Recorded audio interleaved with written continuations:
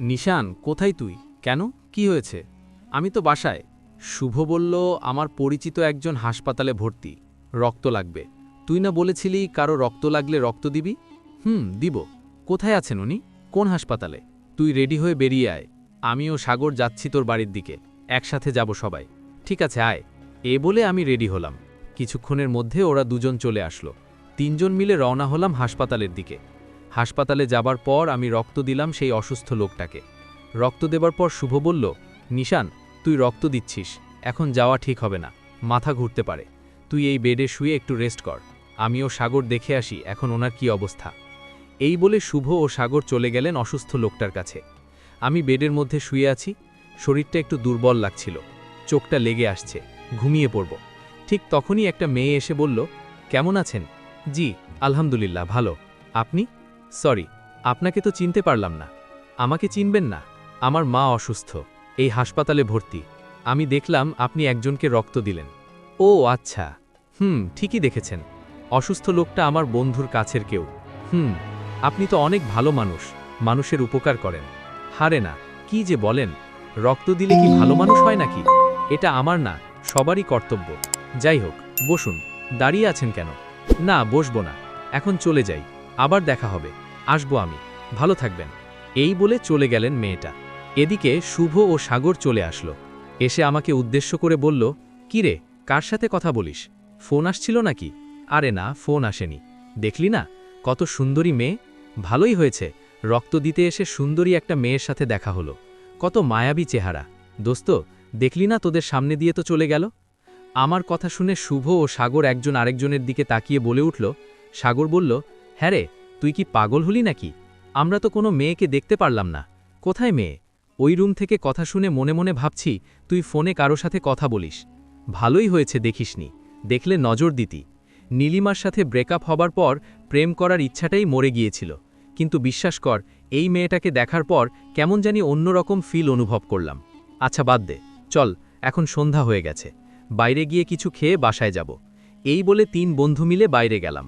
বাইরে কিছু একটা খেয়ে আমি শুভ ও সাগরকে বললাম, আচ্ছা এখন তাহলে বাড়িতে চলে যাই, কেমন? ভালো থাকিস, কালকে দেখা হবে। জবাবে শুভ বলল, নিশান, একাই যেতে পারবি নাকি এগিয়ে দিয়ে আসব? জানিস তো, ওই ঘটনার পর থেকে মাঝে মাঝে আমার সাথে অদ্ভুত কিছু ঘটছে। আমি বললাম, ওই ঘটনা কি ভুলতে পারি? শুধু তোর সাথে না, আমার সাথেও অদ্ভুত কিছু ঘটে। আমাদের থেকে সেই বিপদটা কাটেনি, তাই সাবধানে থাকাটাই ভালো। যাই হোক, এখনও তেমন রাত হয়নি, আমি চলে যেতে পারবো, তোরা বাসায় যা। এই বলে ওদের কাছ থেকে বিদায় নিয়ে অটোতে করে রওনা করলাম বাড়ির দিকে। কিছুক্ষণ পর অটো থেকে নামলাম। 5 মিনিটের মতো পথ হেঁটে যেতে হবে, তো অটো থেকে নেমে হাঁটতে শুরু করলাম। ঠিক তখনই পেছন থেকে সে মেয়েটা ডাক দিল, যে মেয়েটাকে হাসপাতালে দেখেছিলাম। মেয়েটার ডাক শুনে পেছন ফিরে তাকালাম। ঠিক তখনই মেয়েটা বলল, কি ব্যাপার, আপনাকে কখন থেকে ডাকছি, শুনছেন না যে?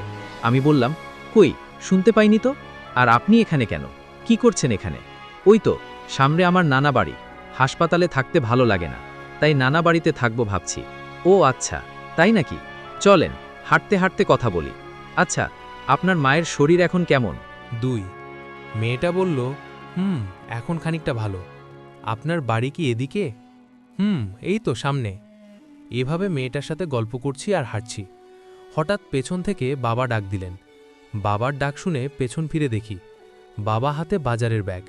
আমাকে দেখে বলল, কি রে, তোরা কোথা থেকে ফিরলি? পেছন থেকে ডাকছি, শুনছিস না? জবাবে আমি বললাম, বাবা, ওই একটু বাইরে গিয়েছিলাম, বাসায় যাচ্ছি। তখন বাবা বললেন, তা না হয় বুঝলাম, কিন্তু একা একা কার সাথে কথা বলছিস? পেছন থেকে শুনলাম একা তো। বাবা, ওই যে উনি, ওই মেয়েটার সাথেই তো কথা বলছিলাম। কোথায় মেয়ে, কার কথা বলছিস? এখানে তো কাউকে দেখছি না। বাবার কথায় অবাক হয়ে মেয়েটার দিকে তাকালাম। আরে সত্যি তো, মেয়েটা কোথায় উধাও হয়ে গেল? এখানেই তো ছিল। আমি কি ভুল দেখলাম? আরে না, আমি তো কথাও বললাম মেয়েটার সাথে। আমাকে চিন্তিত দেখে বাবা বললেন, আরে ভুল দেখেছিস হয়তো, চল চল বাড়িতে চল। বাবার কথায় বাড়িতে চলে গেলাম। কেমন একটা চিন্তা হচ্ছে, আর মেয়েটা কোথায় গেল? তখন হাসপাতালে শুভ ও সাগর বলেছিল মেয়েটাকে দেখেনি, অথচ মেয়েটার সাথে আমি কথা বলেছি। একটু আগে মেয়েটাকে আবার দেখলাম, কথা বললাম, কিন্তু বাবা দেখল না। বিষয়টা কেমন যেন অদ্ভুত লাগছে। যাই হোক, সেদিন রাতের বেলা খাবার শেষে ঘুমিয়ে পড়ব, ঠিক তখনই আমার রুমে কাউকে অনুভব করি। আমার মনে হচ্ছিল রুমের মধ্যে কেউ আছে। আমার রুমে আমি কাউকে অনুভব করলাম। কে থাকতে পারে আমার রুমে? বিছানা থেকে উঠে রুমের লাইটটা জ্বালিয়ে ভালো করে দেখলাম রুমে কেউ নেই। মনের ভুল ভেবে শুয়ে পড়লাম। সে রাতে আমি একটা স্বপ্ন দেখলাম। আমি দেখলাম সেই মেয়েটা আমাকে দূর থেকে ডাকছে, কিন্তু কাছে আসছে না।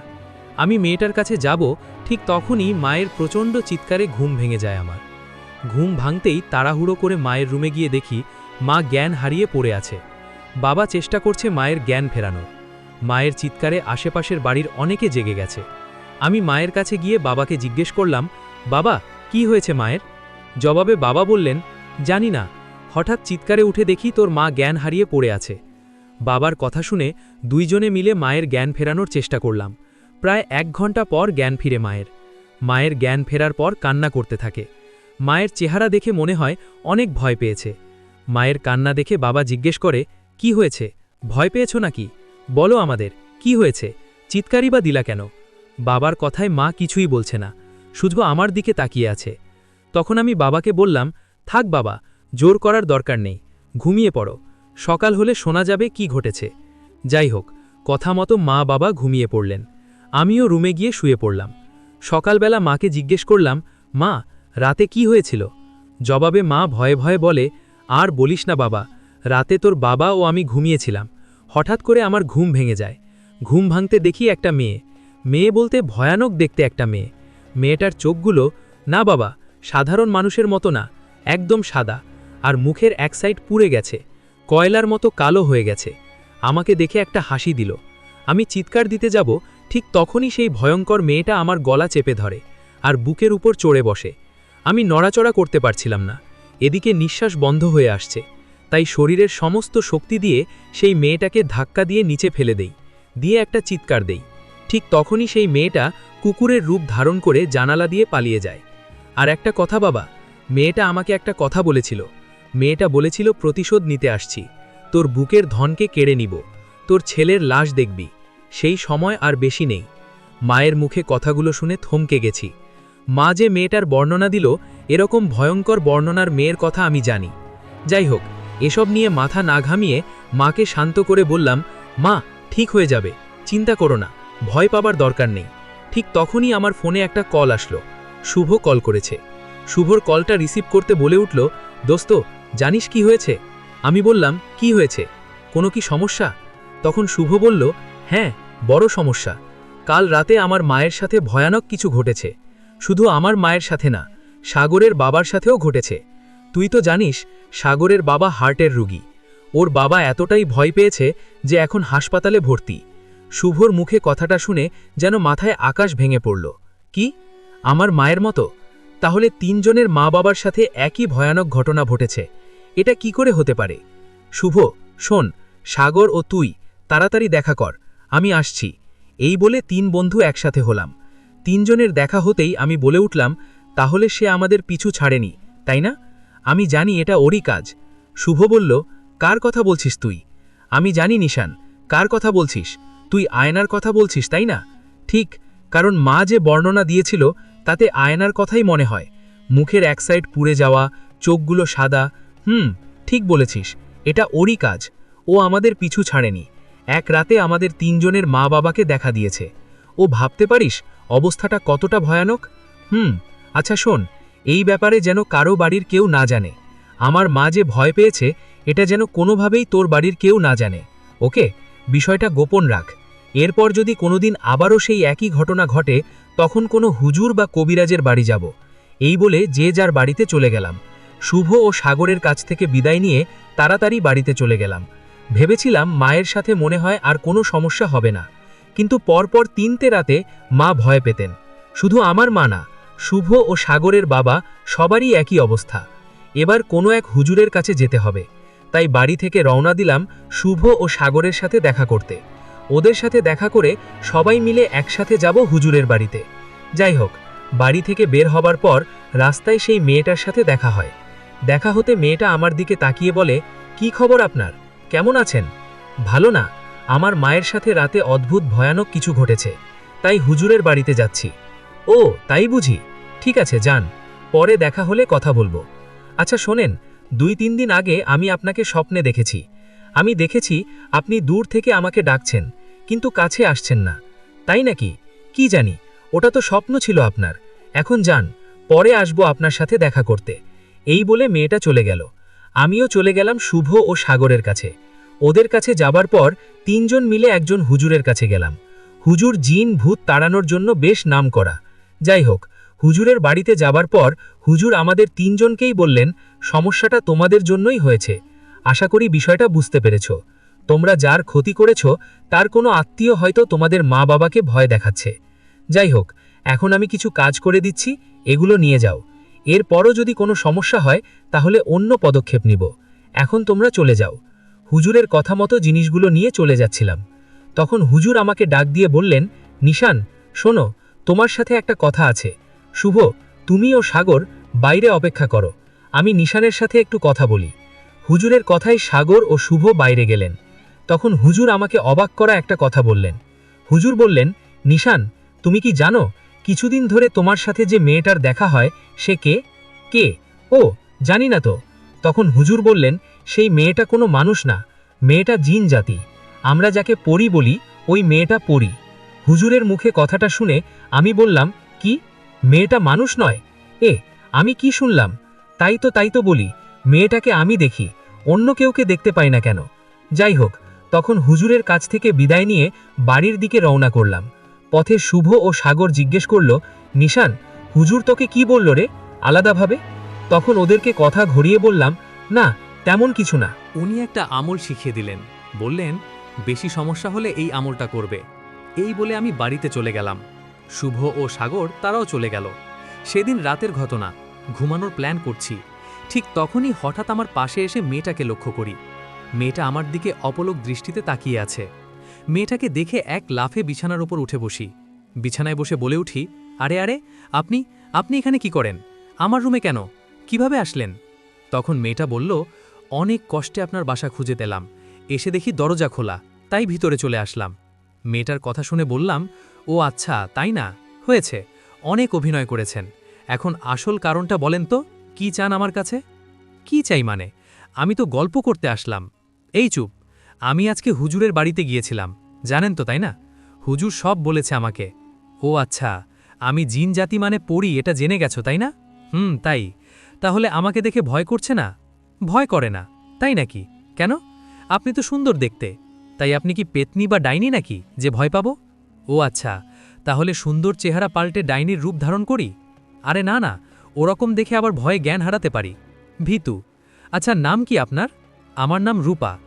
এভাবে পরীর সাথে গল্প করছিলাম, হঠাৎ করে পাশের রুমের কে বাবা বলে উঠল, নিশান, কার সাথে কথা বলিস এত রাতে? বাবার কথার জবাবে আমি বলি, না বাবা, কারো সাথে না, ফোনে কথা বলছিলাম। এই বলে পরী মানে রূপাকে বললাম, তুমি এখন চলে যাও, মা বাবা কেউ দেখলে সমস্যা হবে। আমার কথায় রূপা চলে গেল, আমি ঘুমিয়ে পড়লাম। এভাবে কেটে গেল 7টা দিন। এই 7 দিনে আমাদের সাথে কারো কিছু ঘটেনি, কিন্তু এখন সাগরের সাথে সমস্যা শুরু হয়েছে। সাগর আমাকে ও শুভকে দেখা করতে বলে। কথা মতো আমরা সাগরের সাথে দেখা করি। ওর সাথে দেখা হতেই সাগর বলল, ভাই, এখন তো আমাদের মা বাবার সাথে সমস্যা হচ্ছে না, কিন্তু সমস্যাটা আমার সাথে শুরু হয়েছে। সাগরের কথা শুনে আমি বলি, কি হয়েছে বলো তো? তখন সাগর বলে, শোন তাহলে, কাল রাতে ঘুমিয়েছিলাম, হঠাৎ ঘুম ভেঙে যায় একটা আওয়াজে। আওয়াজটা পেয়ে চোখ খুলে দেখি আমার 2 পায়ে একটা কালো সাপ পেঁচিয়ে ধরেছে। আমি আরও দেখলাম আমার পায়ের কাছে একটা কালো ছায়ার মতো অবয়ব দাঁড়িয়ে আছে। সেই অবয়বটার চোখে চোখ পড়ার পর আমি আর কিছু বলতে পারছিলাম না। আমি মনে হয় কন্ট্রোল হারিয়ে ফেলছি, একদম চুপ হয়েছিলাম। তখন সেই কালো অবয়বটা আমাকে উদ্দেশ্য করে বলে উঠল, প্রতিশোধ নিতে আসছি রে, প্রতিশোধ। সময়টা আর বেশি নেই তোর, বুক থেকে কলিজাটা বের করে নিব। এই বলে একটা বিকট হাসি দিয়ে চলে গেল। ভয়ে আমি কিচ্ছু বলতে পারছি না, শুধু দেখে গেলাম। অবয়বটা চলে যাবার পর ভয়ে আর ঘুমাইনি, রুমের লাইট জ্বালিয়ে এসেছিলাম। ওদিকে মা বাবা কেউ কিছু বলতে পারেনি। এখন তোরা বল কি করব? সাগরের মুখে কথাগুলো শোনার পর আমিও শুভ বেশ অবাক হয়ে যায়। আমি সাগরকে শান্ত করে বলি, দেখ সাগর, এই কথাগুলো বাড়িতে বলা ঠিক হবে না। কাল রাতের মতো যদি সামনে আরও কোনোদিন কিছু ঘটে তাহলে তোকে নিয়ে একজন কবিরাজের কাছে যাব, চিন্তা করিস না। এই বলে যে যার মতো বাড়িতে চলে গেলাম। গত রাতের মতো আজকে রাতেও রূপা পরী আমার রুমে আসে। ওকে দেখে বলি, ও, আজকেও আসছো? সাবধান, আস্তে কথা বলো, মা বাবা বুঝে ফেলবে আবার। আমার কথা শুনে রূপা বলল, শুনলে কি হবে? শুনলে সন্দেহ করবে, তাই নাকি? সন্দেহ করলে করবে, তাতে আমার কি? আমি রোজ রাতে তোমার রুমে আসব, তোমাকে দেখতে। কেন? আমাকে দেখার কি আছে? আমি কে তোমার? তুমি আমার ভালো লাগার কেউ। সত্যি বলতে তোমাকেও আমার ভালো লাগে, কিন্তু চিন্তা হচ্ছে অন্য সবার জন্য। কেউ কি মানবে? সময় হলে ঠিকই মানবে। আচ্ছা শোনো, আমি এখন চলে যাচ্ছি, একটা কাজ আছে, কালকে দেখা হবে। এই বলে চলে গেল রূপা। আমিও ঘুমিয়ে পড়লাম। খুব সকালে শুভর ফোন আসে। এত সকালে শুভ কল করেছে কেন? ফোনটা রিসিভ করে ঘুমের ঘরে বলে উঠলাম, কিরে শুভ, এত সকালে ফোন করেছিস কেন? ঘুমাতে দিবি না? তখন শুভ বলে উঠল, নিশান, একটা খারাপ খবর আছে। সাগর কি? সাগরের কি হয়েছে? ওর কি আজকে রাতেও ভয় পেয়েছে নাকি? না ভাই, সাগর আর বেঁচে নেই, ও মারা গেছে। শুভর মুখে কথাটা শুনে এক লাফে বিছানা থেকে উঠলাম। আরে কি বলিস? রাতে উল্টোপাল্টা সব স্বপ্ন দেখেছিস নাকি পাগলের মতো কথা বলছিস? না ভাই, ঠিকই বলেছি। আমি এখন সাগরের বাড়িতে, তুই তাড়াতাড়ি আয়। শুভর কথায় তাড়াতাড়ি চলে গেলাম সাগরদের বাড়িতে। সবাই কান্নাকাটি করছে। আমি পৌঁছাতেই শুভ বলল, নিশান, আসছিস? দেখ সাগরের শরীরটা কেমন কালো হয়ে আছে। শোন, এদিকে আয়। এ বলে ফাঁকা কোথাও চলে গেলাম আমি ও শুভ। তখন শুভ বলল, নিশান, আমি শিওর এটা কোনো স্বাভাবিক মৃত্যু না। ওর কথার জবাবে আমি বলি, হ্যাঁ ঠিক বলেছিস, কিন্তু এটা যেন কেউ না জানে।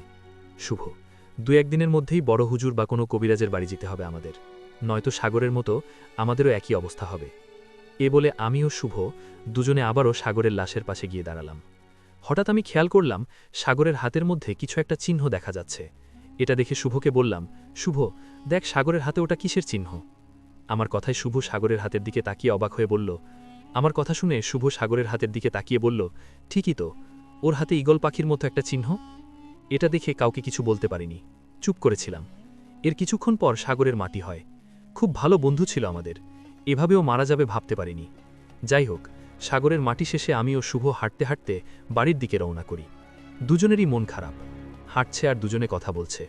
কথার এক ফাঁকে আমি শুভকে বলি, শুভ শোন, তোকে একটা কথা বলার ছিল। জানি হয়তো কথাটা বিশ্বাস করবি না, তবুও শোন। আমি একটা পরীকে ভালোবাসি, ওর নাম রূপা। শুধু আমি না, রূপাও আমাকে ভালোবাসে। আমার কথা শুনে শুভ বলল, আহারে মজা করিস না তো, জানিস তো মন খারাপ, এটা কি মজা করার সময়? এই কথার জবাবে আমি বললাম, ভাই বিশ্বাস কর, সত্যি বলছি, তুই বললে আমি তোকে দেখাবো, বুঝলি? এটা সত্যি। আর হ্যাঁ, আজকে রাতে রূপা যদি আমার কাছে আসে, তাহলে ওকে জিজ্ঞেস করব সাগরের মৃত্যুর কি কারণে হলো, আর তোর আর আমার সাথে সাগরের মতো ভয়ানক কিছু ঘটবে কিনা। তখন শুভ বলল, ঠিক আছে, বলে দেখিস কি বলে তোর পরি। আচ্ছা এখন বাড়িতে যা, কাল দেখা হবে। শুভর কথায় বাড়িতে চলে আসলাম। সে রাতে রূপা আমার কাছে আসলো। ও এসে আমাকে বলল, কি হয়েছে মহারাজ, আপনার মন খারাপ কেন? আমার বন্ধু সাগর মারা গেছে তাই। আচ্ছা শোনো, একটা কথা জানার ছিল, খুব জরুরি। আমার বন্ধু সাগর কি কারণে মারা গেল? ওর সাথে নিশ্চয়ই ভয়ানক কিছু ঘটেছে। তুমি শুধু একটু দেখো জিন পরির কারণে ওর মৃত্যু হলো কিনা। তখন রূপা বলল, ও আচ্ছা, এই কথা, ঠিক আছে, আমি খোঁজ নিয়ে কিছুক্ষণ পর আসছি। এই বলে চলে গেল। বেশ কিছুক্ষণ পর রূপা আবার চলে আসলো। এসে আমাকে উদ্দেশ্য করে রূপা বলল, তুমি ঠিকই বলেছ, তোমার বন্ধুর মৃত্যু স্বাভাবিক ছিল না। একটা খারাপ জিন তোমার বন্ধুকে মেরে ফেলেছে। আমি সে জিনটার সাথে কথা বলেছি। সে বলল, শুধু সাগর না, সে তোমার আর তোমার বন্ধু শুভ, তোমাদেরও নাকি ক্ষতি করবে, মেরেও ফেলতে পারে। তাই নাকি? কি বলো? এখন কি হবে? ভয় পেও না, আমি আছি তো। শোনো, আমি তোমাকে ওই জিনটার হাত থেকে বাঁচাতে পারবো ঠিকই, কিন্তু ওকে কিছু করতে পারবো না। ওকে শায়েস্তা করতে পারবে মানুষ, মানে কবিরাজ। তুমি ভালো কোনো কবিরাজের কাছে যাও। কোথায় যাব? কোথায় ভালো কবিরাজ পাবো? আমি জানি একজন কবিরাজ আছে, উনি খুবই ভালো। তাই নাকি? তাহলে ঠিকানা বলো, সকাল হলেই ওনার কাছে যাব। না, সকালে গেলে হবে না, এখনই যেতে হবে। ওই কবিরাজ রাতের বেলা একা একা ধ্যান করে। এখন ওনাকে গিয়ে তোমাদের সব সমস্যা বলবে। উনি রাতের বেলায় ওনার সাথে থাকা জিনকে দিয়ে তোমার কাজ করে দিবে।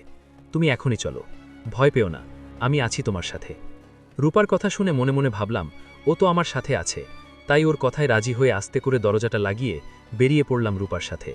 রূপা আমার সাথে সাথে হাঁটছে। অন্ধকার রাত, সবাই হয়তো ঘুমিয়ে পড়েছে। হাঁটতে হাঁটতে একসময় দাঁড়িয়ে গেলাম, কারণ আমার সামনে কালো ছায়ার মতো কে যেন দাঁড়িয়ে আছে। আমি দাঁড়িয়ে মনের সাহস নিয়ে বললাম, কে? সামনে কে আমার? কিন্তু আমার কথা শুনে কেউ কিছু বলল না, বরং আমার আরও সামনে এগিয়ে আসলো। আমার দিকে এগিয়ে আসতেই আমি তাদের চেহারাটা দেখতে পেলাম। ওদের চেহারাটা এত ভয়ঙ্কর ছিল বলার মতো না। সবাই এক দৃষ্টিতে আমার দিকে তাকিয়ে আছে। ভয়ে আমার শরীরের লোম দাঁড়িয়ে গেল। আমি 2 পা পেছনে গিয়ে ভয়ে ইকরাকে ডাক দিলাম, বলে উঠলাম, রূপা, এরা কারা দেখো। এই বলে ইকরার দিকে তাকালাম। আরে, ইকরার আবার কি হলো? ওর চোখগুলো রক্তের মতো লাল হয়ে গেল কেন? রূপার কথা বলছো না কেন? এরা কারা আমার পথ আটকে দাঁড়িয়ে আছে? তখন রূপা বলল, এরা আমার লোক। ওর কথা শুনে বললাম, মানে কি? কি বলো? এরা কি চায়? তখন রূপা ভয়ানকভাবে হাসতে হাসতে বলল, তোর জান চাই দিয়ে দে। ওর কথাটা শুনে অবাক হয়ে বললাম, কি বলছো এগুলো? তখন রূপা বলল, ঠিকই বলছি। বোকা, তুই খুবই বোকা। আমি রূপা না, আমার নাম রূপা। কি কি বলো? তুমি তো আমাকে বলেছে তোমার নাম রূপা, আর তুমি এরকমভাবে কথা বলছো কেন? তুমি তো আমাকে ভালোবাসো, তাই না? আমার কথা শুনে রূপা হাসতে হাসতে বলল, কিসের ভালোবাসা? সব অভিনয়। আমি তোকে ভালোবাসতে আসিনি রে, প্রতিশোধ নিতে আসছি। ওর কথা শুনে বললাম, প্রতিশোধ? কিসের প্রতিশোধ? তখন রূপা বলল, আমার বোনের মৃত্যুর প্রতিশোধ। তোদের কারণে আমার বোন মারা গেছে, কাউকে ছাড়ব না আমি। তুই ও শুভ দুজনেই মারা যাবি। শোন, তোর বন্ধু সাগরকে কেউ মারেনি, আমি মেরেছি। আমি তোর মা, শুভর মা ও সাগরের বাবাকে রাতে ভয় দেখিয়েছি। আরে আমি সে যে এখন তোকে মেরে ফেলব। তোকে কোনো কবিরাজের কাছে নিয়ে যাবার জন্য বাহিরে নিয়ে আসিনি, তোকে মেরে ফেলার জন্য নিয়ে আসছি। ওর কথা শুনে মাথায় আকাশ ভেঙে পড়ল। কি বলে এগুলো? অবাক হয়ে ওকে জিজ্ঞেস করলাম, বোন, কে তোমার বোন? তখন রূপা বলল, আমার কথা শুনে রূপা বলল, আমার বোন আয়েনা। আমার বোন মারা যাবার জন্য তোরা 3 বন্ধু দায়ী। ছাড়ব না, কাউকে ছাড়ব না। এই বলে রূপা আমাকে সজোরে একটা আঘাত করল। আমি ছিটকে গিয়ে একটা গাছের সাথে বাড়ি খেলাম।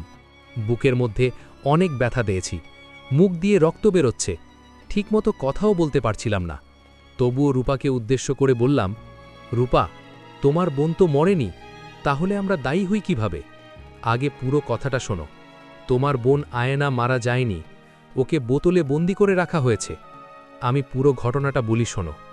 1 মাস আগের কথা। সাগর আমাকে আর শুভকে ফোন দিয়ে দেখা করতে বলে।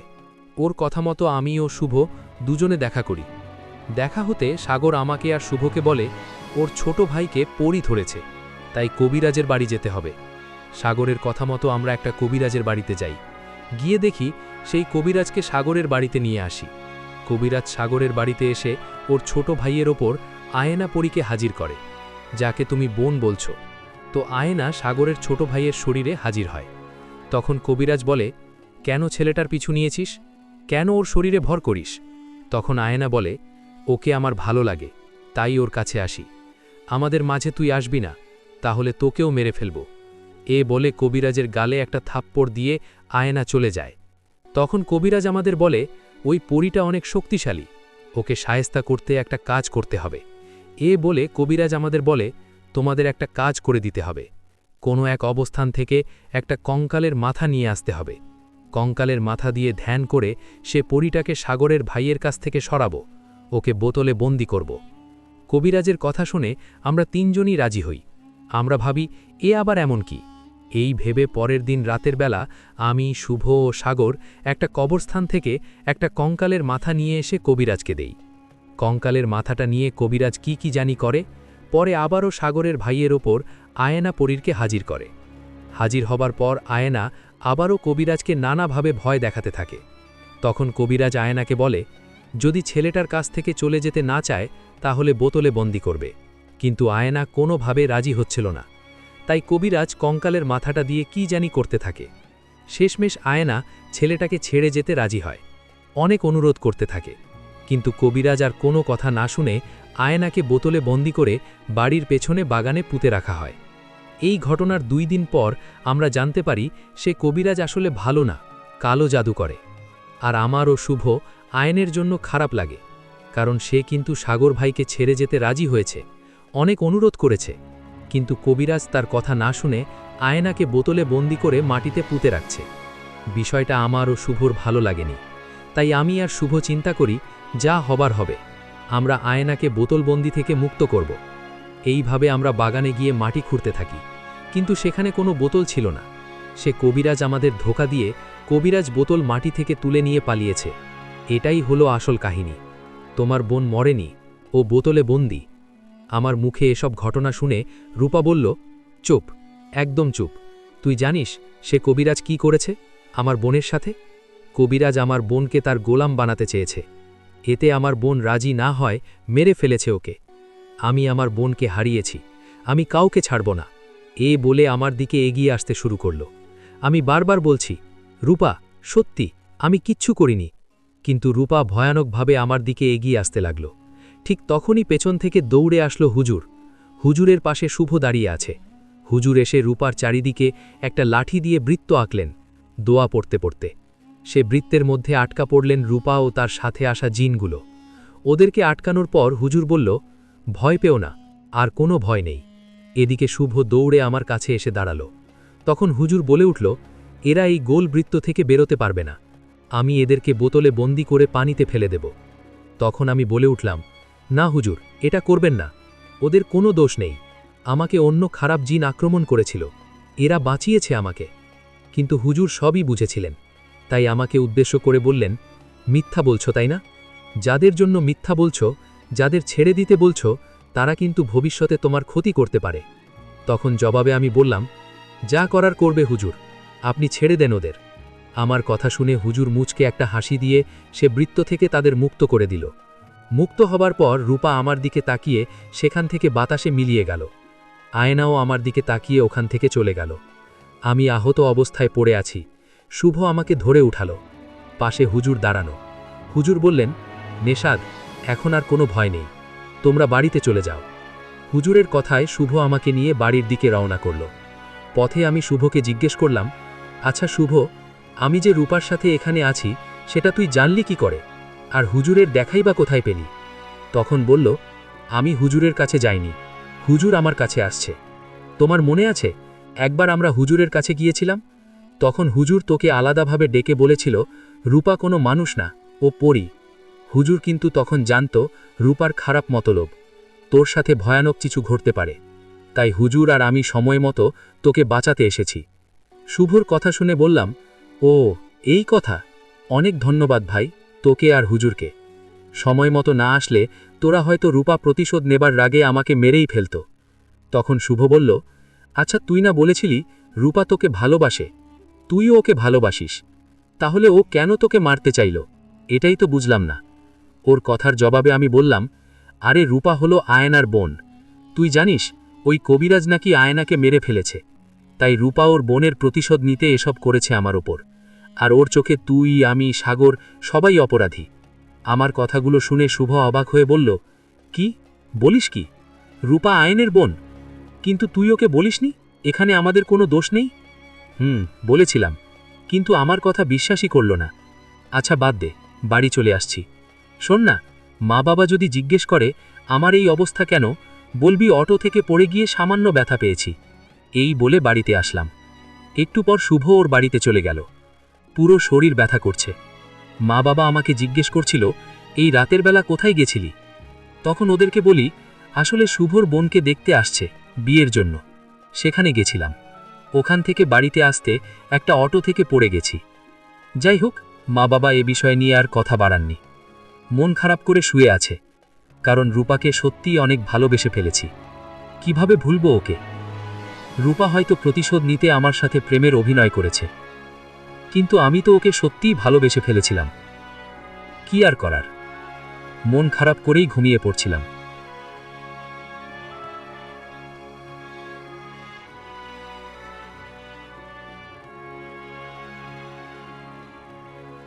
আমাকে মেরে ফেলো না, আমি বুঝতে পারছি আমার বোন মারা যাবার জন্য তুমি দায়ী না। কি করব বলো? আমার বোনকে আমি অনেক ভালোবাসতাম, তাই প্রতিশোধ নেবার জন্য অন্ধ ছিলাম। মাফ করে দাও। মাফ চাওয়া হয়েছে, এখন চলে যাও। আর কি চাও আমার কাছে? তোমাকে। মানে? মানে তোমার ভালোবাসা চাই। কিসের ভালোবাসা? আমি তোমাকে ভালোবাসি না, তাই নাকি? আমাকে ভালো না বাসলে সেদিন হুজুরের কাছ থেকে আমাকে বাঁচালে কেন? তখন ভালোবেসেছিলাম, কিন্তু এখন আর বাসি না। কষ্ট দিয়েছ তুমি, বারবার কষ্ট পেতে চাই না, বুঝেছ তুমি? কি জানি এখন আবার কি মতলব নিয়ে আসছো আমার কাছে। তোমার ভালোবাসার সবই অভিনয়। হ্যাঁ, এতদিন অভিনয় করেছি, কিন্তু এখন সেই অভিনয়টা ভালোবাসায় পরিণত হয়েছে।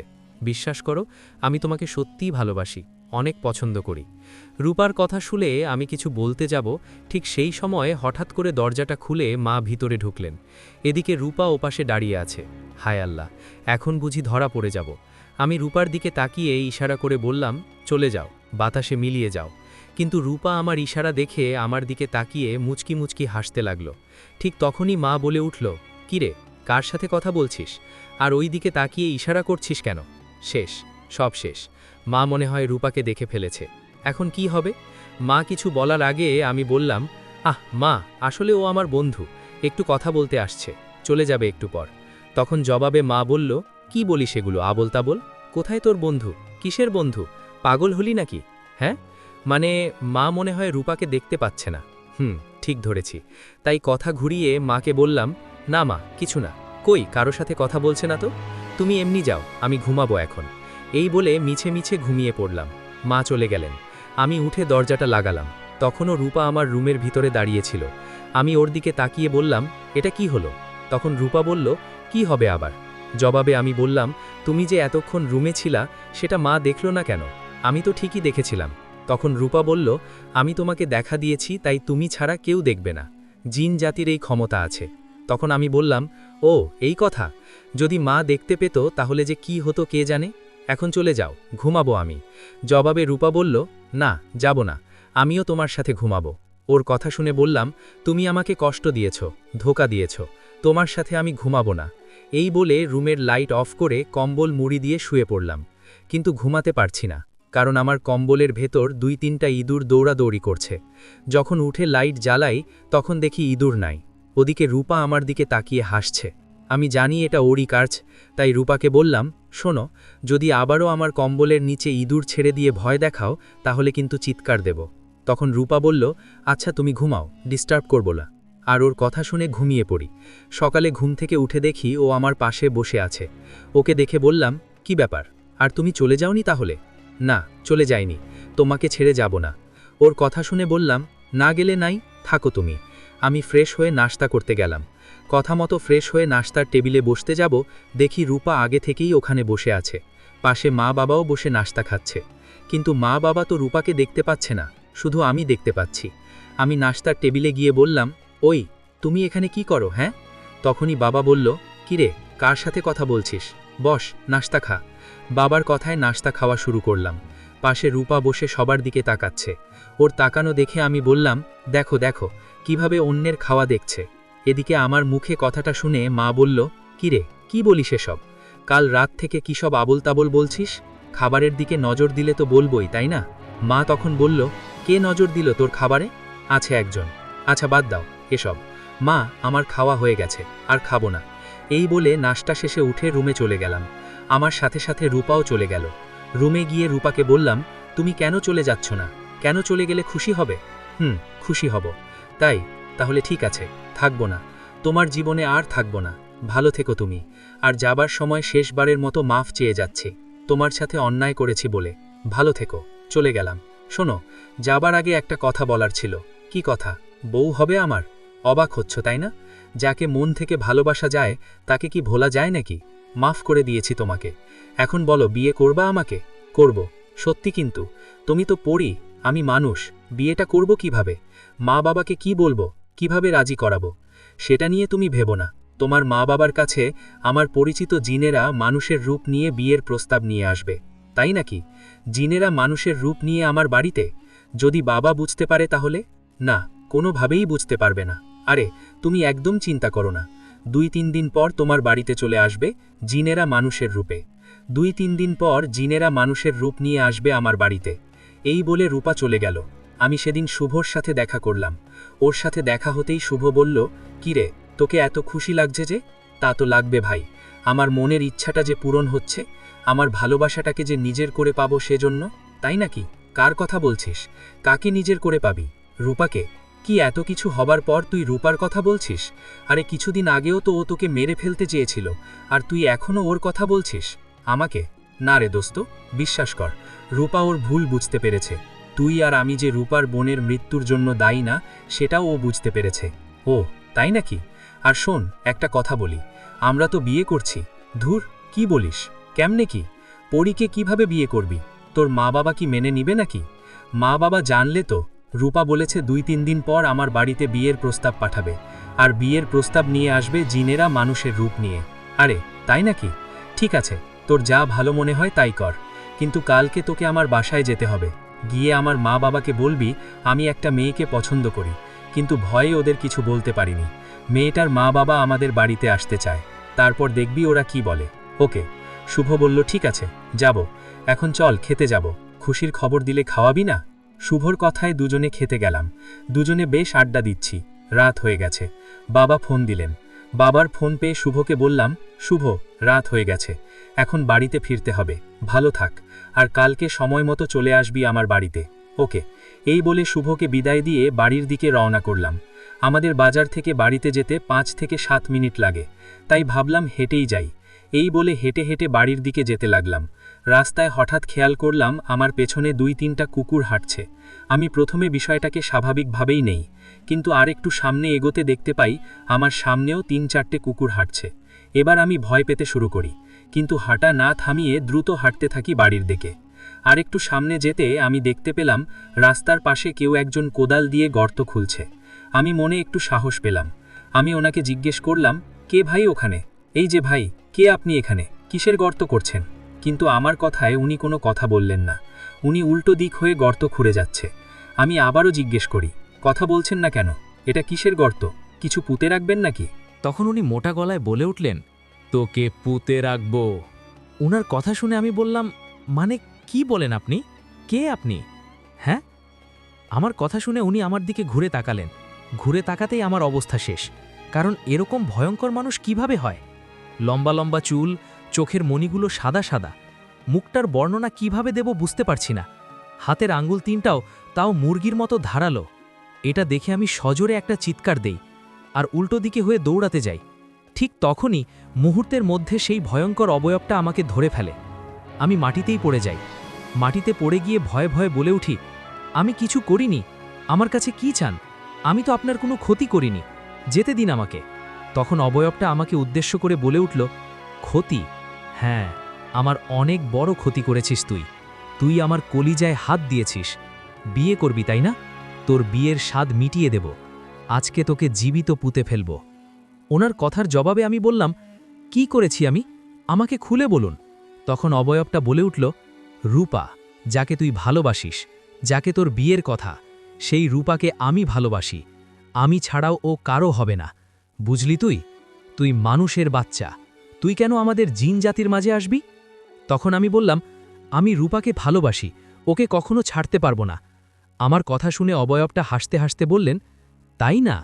এই বলে আমার পা ধরে টানতে টানতে নিয়ে যেতে লাগলো গর্তটার দিকে। এদিকে আমি ছটফট করছি, কিন্তু অবয়বটা আমাকে নিয়ে গর্তের দিকে যাচ্ছে। ঠিক তখনই সেখানে রূপা চলে আসলো। এসে বলল, বেনিয়ামিন, কি করছো কি? ছাড়ো ওকে। রূপার কথায় সেই অবয়বটা আমাকে ছেড়ে দিলেন, দিয়ে বললেন, কেন, তোমার কষ্ট হয় বুঝি? এই মানুষের বাচ্চাকে ভুলে যাও, নয়তো ওর বংশ নির্বংশ করে দিব, বলে দিলাম। তখন রূপা বলল, বেনিয়ামিন, এই নিয়ে আর একটা কথাও না, চলো, বাদশাহ হুজুর ডাকছে, উনি বিচার করবেন এখন, চলো। রূপার কথায় সেই অবয়বটা বললেন, বাদশাহ ডাকছে? ঠিক আছে, চলো, আজকে তোমার বিচার হবে। এই বলে অবয়বটা চলে গেল। আমি মাটিতে শুয়ে পড়ে আছি। তখন রূপা বলে উঠল, ওঠো, বাড়িতে চলে যাও। এই বলে রূপাও চলে গেল। রূপা আমার দিকে তাকিয়ে চলে গেলেন।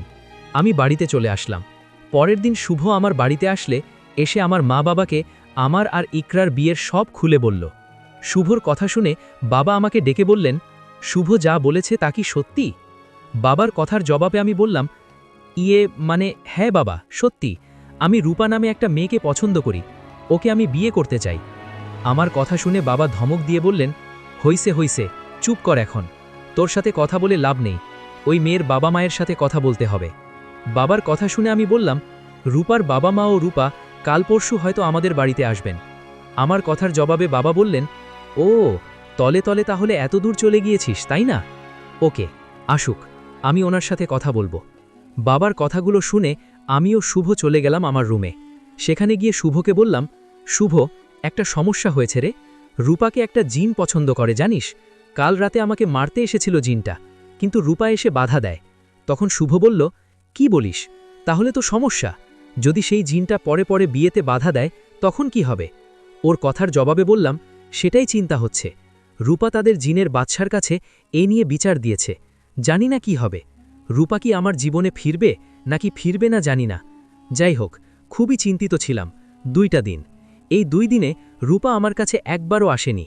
ওকে অনেক স্মরণ করেছি, তবুও কোথাও পাইনি। অবশেষে 3 দিন পরের ঘটনা। রুমে বসে টিভি দেখছিলাম।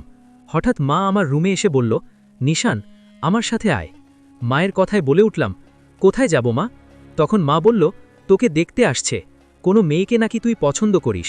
ওনারা আসছে তোর বাবার রুমে, ওদের সাথে কথা বলছে। মায়ের কথা শুনে বুকের মধ্যে ধূপ করে উঠল। ভয়ে ভয়ে মায়ের সাথে তাদের রুমে চলে গেলাম। সেখানে গিয়ে দেখি রূপার মা বাবা আমার বাবার সাথে কথা বলছে। পাশে রূপাও বসে আছে।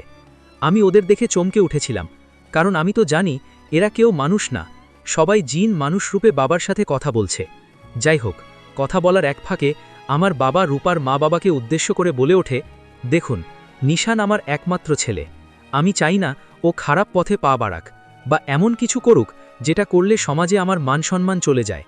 এই বিষয়টা চিন্তা করে আমি আমার ছেলের সাথে আপনাদের মেয়ের বিয়েতে মত দিলাম। আর আপনার মেয়েটা মাশাল্লাহ অনেক সুন্দর। আমি চাই আমার ছেলে ও আপনার মেয়ে দুজনে সুখে থাকুক। বাবার কথাটা শুনে আমি যে কি খুশি হয়েছি বলে বোঝাতে পারবো না।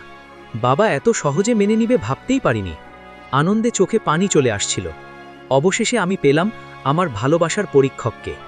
মা বাবা ভালো একটা দিন দেখে বিয়ে ঠিক করে। কিছুদিনের মধ্যে আমারও রূপার বিয়ে হয়। বিয়ের রাতের ঘটনা।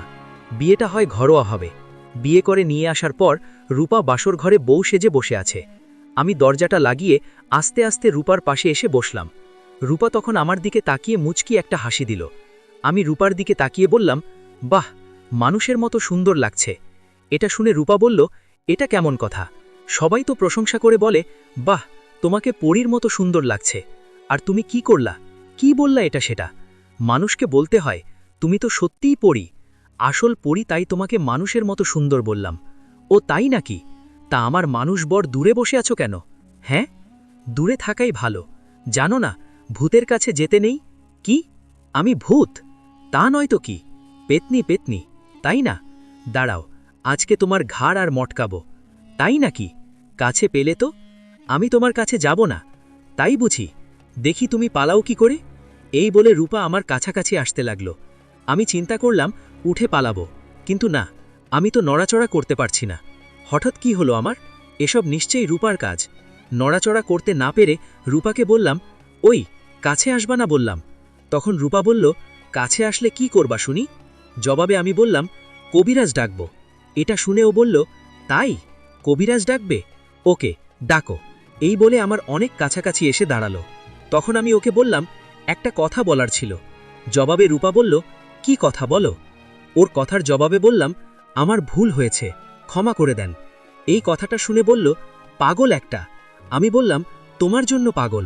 উফ, অবশেষে তোমাকে আপন করে পেলাম, কিন্তু ভয় হচ্ছে, কখনো তোমাকে হারিয়ে ফেলবো না তো?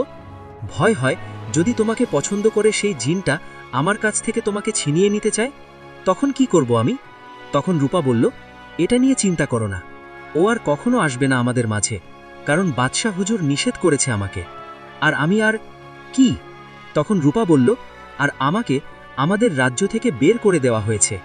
ওর কথাটা শুনে বললাম, কি? কিন্তু কেন? তখন রূপা বলল, আমার কথা শুনে রূপা বলল, আমাকে জিনদের রাজ্য থেকে বের করে দেওয়া হয়েছে। ওর কথা শুনে বললাম, কিন্তু কেন? জবাবে তখন রূপা বলল, তোমাকে বিয়ে করার জন্য এটা হয়েছে। আমাদের জিনের বাদশা আমাকে বলেছিল, জিন হয়ে মানুষকে বিয়ে করার নিয়মের বাইরে, এটা কেউ মানবে না। যদি কথার বিরুদ্ধে গিয়ে বিয়ে করো, তাহলে আর কখনো এই জিনের রাজ্যে আসতে পারবে না, চিরদিনের জন্য চলে যেতে হবে। এসব জেনে বুঝে আমি জিনদের রাজ্য থেকে একেবারে চলে আসছি। রূপার মুখে কথাগুলো শুনে মনটা খারাপ হয়ে গেল। তখন রূপাকে বললাম, আমার জন্য কেন এটা করলে তুমি? তুমি এত ভালোবাসো আমাকে। তোমার এই ভালোবাসার প্রতিদান আমি দেব, অনেক আদরে রাখবো তোমায়। রূপা, শোনো। বলো। তুমি যে পড়ি, এটা যেন ভুলেও আমার পরিবারের কেউ না জানে। কোনো অস্বাভাবিক কাজ করবে না। আমার মা বাবা যদি কখনো বুঝতে পারে তুমি মানুষ না, তাহলে কিন্তু ঝামেলা হতে পারে, ঠিক আছে? বুঝতে পারবে না। এভাবে কেটে গেল 2টা বছর। এই 2 বছর দুজনে বেশ ভালো ছিলাম। মা বাবা বুঝতে পারছে কিনা সেটা মনে হয় রূপার বিষয়ে কিছু জানে না। যাই হোক, 2 বছর পর একদিনের ঘটনা। মা আমাকে ডেকে বলল, নিশান, তোর নানা বাড়ি থেকে একটু ঘুরে আয়, তোর নানির শরীরটা নাকি ভালো না। মায়ের কথায় রাজি হয়ে চলে গেলাম নানা বাড়িতে। সেখানে বেশ কিছুক্ষণ সময় কাটালাম। নানাবাড়ি থেকে বিকেলে যখন বাড়ি ফিরলাম তখন খেয়াল করলাম মা বাবা কেমন করে জানি আমার দিকে তাকাচ্ছে। এদিকে রূপাও বাড়িতে নাই। রূপাকে না দেখে মাকে ডাক দিয়ে বললাম, মা, রূপাকে দেখছি না, ডাকো তো, ও কোথায়? আমার কথা শুনে মা বাবার দিকে তাকিয়ে চুপ করে রইলেন। আমি আবারও মাকে বললাম, কি হলো? কিছু বলছো না কেন মা? ইক্রোলার কি কিছু হয়েছে? তখন মা বলে উঠল, মানে কথাটা তুই কিভাবে নিবি জানি না, কিন্তু তোকে মেনে নিতে হবে। মায়ের কথা জবাবে বললাম, কি মেনে নিব বলো? কি হয়েছে খুলে বলো মা।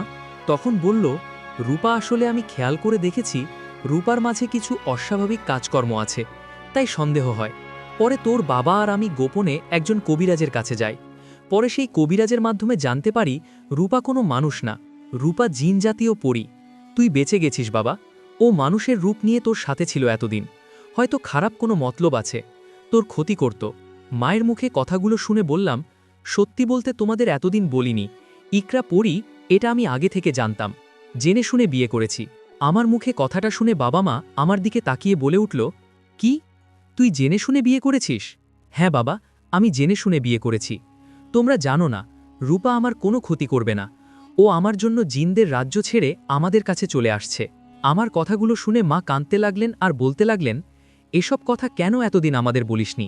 তাহলে আমরা এটা করতাম না। মায়ের কথা জবাবে বললাম, কোন সব কর্তা না মা? কি হয়েছে বলো তো আমাকে? আমার কেমন জানি লাগছে। রূপা ঠিক আছে তো? না, রূপা ঠিক নেই। তোকে ইচ্ছে করেই তোর নানা বাড়িতে পাঠিয়েছি আমি। তুই তোর নানা বাড়ি যাবার পর আমরা একজন কবিরাজকে নিয়ে আসি বাড়িতে।